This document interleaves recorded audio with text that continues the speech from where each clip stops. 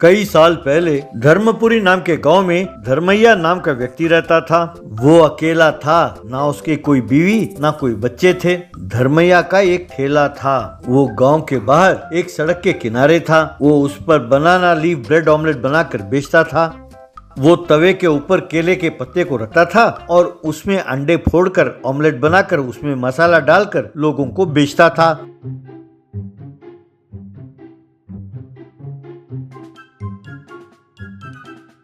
बाद में उस ऑमलेट को ब्रेड के बीच में रखकर लोगों को देता था। उन दिनों बस ना होने के कारण लोग एक गांव से दूसरे गांव तक पैदल ही जाते थे।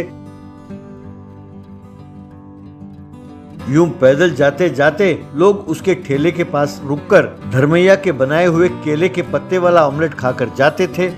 यूं जो लोग आते थे, धर्मैया उनके बारे में जानकारी प्राप्त करता था। फिर अगर वो गरीब होते तो उन्हें मुफ्त का ऑमलेट खिलाता था। इतना ही नहीं, उसके गांव में जो गरीब थे उन्हें पैसे देकर मदद करता था और वैसे भी लोगों को मुफ्त में अच्छी अच्छी सलाह देकर गांव में खूब अच्छा नाम कमाने लगा।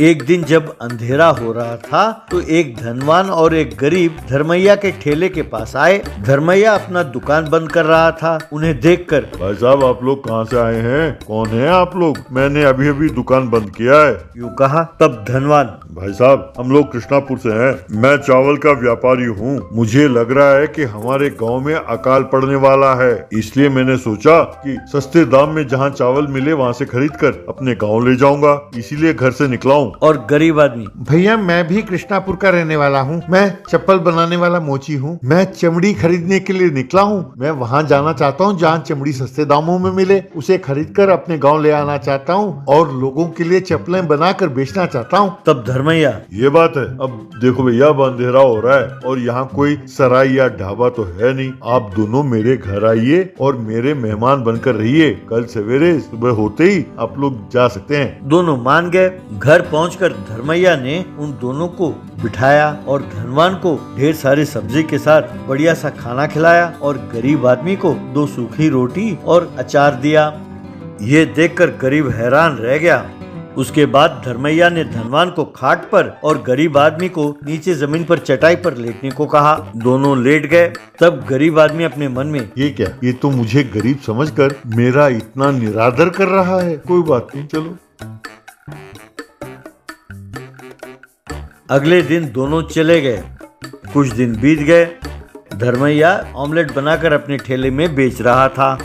अंधेरा होने लगा तो वो अपना दुकान बंद करने लगा। तभी वे दोनों लौटकर ठेले के पास आए। उन दोनों ने कहा कि वो जिस काम से गए थे वो काम हो गया और घर लौट रहे हैं। तब धर्मैया ने फिर से उन दोनों को अपने घर आने को कहा। इस बार उसने गरीब को बहुत बढ़िया सा खाना खिलाया और धनवान को केवल एक सूखी रोटी और अचार दिया खाने को। वे दोनों हैरान रह गए।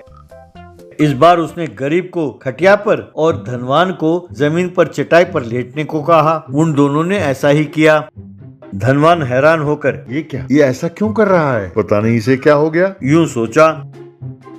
अगले दिन सवेरे उस धनवान ने ये बात धर्मैया से पूछा। तब धर्मैया ने मुस्कुराते हुए कहा, देखो धनवान भैया, जब तुम जा रहे थे तो तुम्हारे मन में ये इच्छा थी कि तुम जहाँ जाओगे वहाँ खूब हरियाली होगी, चावल तुम्हें सस्ते दामों में मिलेंगे, यानी एक नेक विचार के साथ तुम घर से निकले थे। इसलिए मैंने तुम्हें तब बहुत सम्मान दिया। लेकिन ये आदमी, इसकी मन में ये इच्छा थी कि जहाँ वो जाए वहाँ अकाल पड़ा हो और बहुत सारे जानवर मर जाएं और उनके जो चमड़ी है सस्ते दामों में मिले। इस गलत इरादे के साथ गया, इसलिए मैंने इसका निरादर किया। क्योंकि ये भलाई नहीं चाहता था, इसलिए मैंने इसका निरादर किया। लेकिन वापस लौटते समय तुम्हारे मन में ये इच्छा है कि तुम्हारे गांव में अकाल पड़ा हो और लोग वहाँ चावल के लिए तरसें। ये नेक इरादा नहीं है, इसलिए मैंने तुम्हारा निरादर किया। लेकिन ये इसके मन में ये इच्छा है कि गांव में सब कुछ कुशल मंगल हो, फसल अच्छी उगी हो, लोगों के पास बहुत पैसे हों और वो मुझसे चप्पल खरीदें। इस नेक इरादे के साथ निकला है, इसीलिए मैंने इसका आदर किया। ये सब सुनकर दोनों ने धर्मैया के सोच की खूब आदर की